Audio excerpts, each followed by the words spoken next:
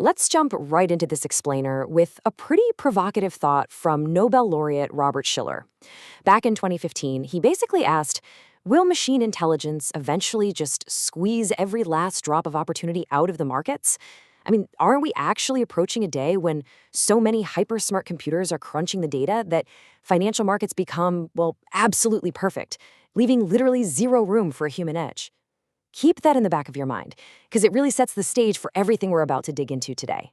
Today, we're exploring exactly how artificial intelligence is causing an evolutionary paradigm shift in finance. We aren't just talking about, basic spreadsheet automation here. We're looking at how incredibly complex algorithms are out there discovering and exploiting hidden statistical inefficiencies that human beings simply can't even see.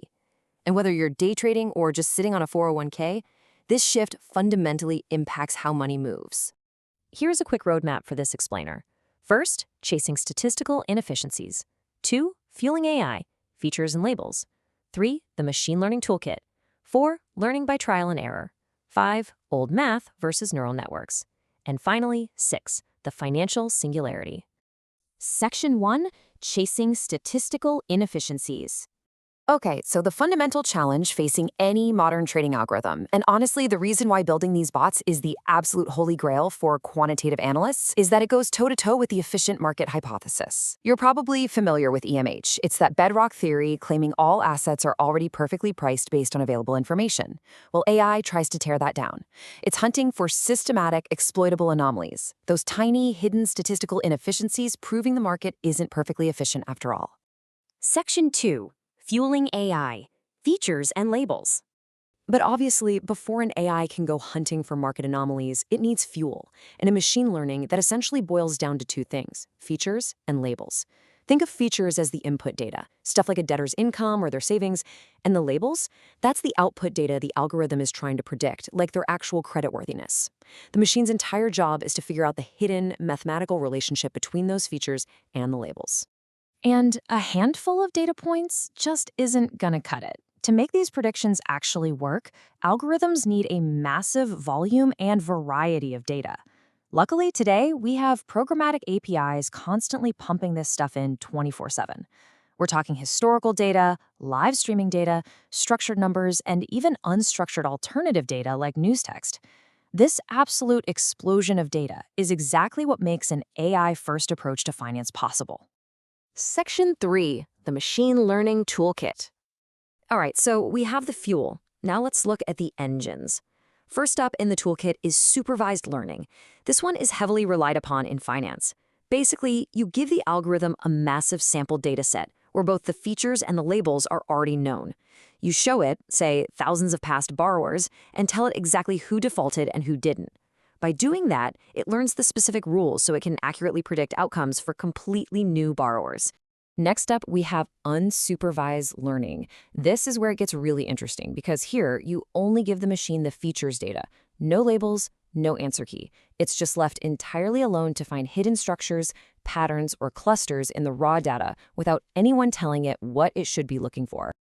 Think about a k-means clustering algorithm in action. It can take abstract, messy data points and mathematically sort them into distinct nearest groups.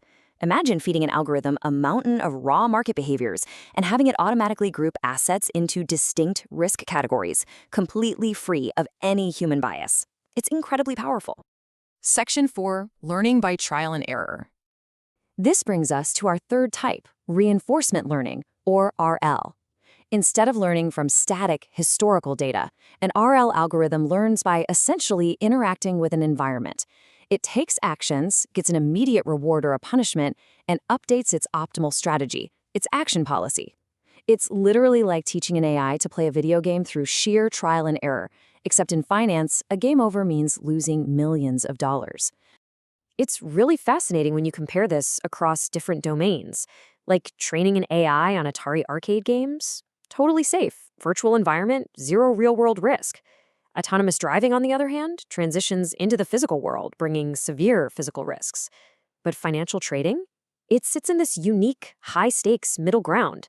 It's a purely virtual environment, so there's no physical danger, but the rewards and punishments are actual financial returns and very real financial losses.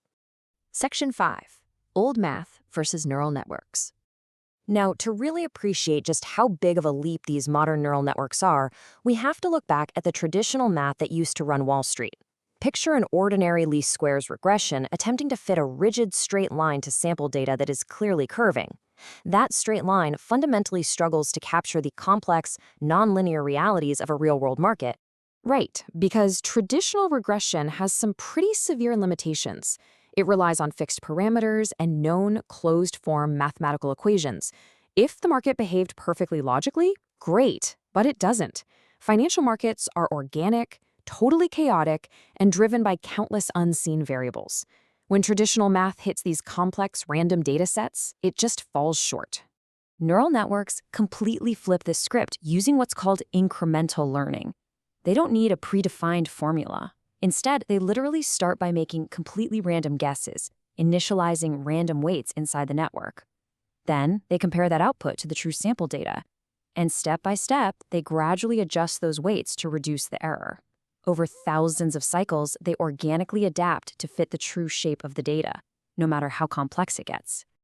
Section 6. The financial singularity.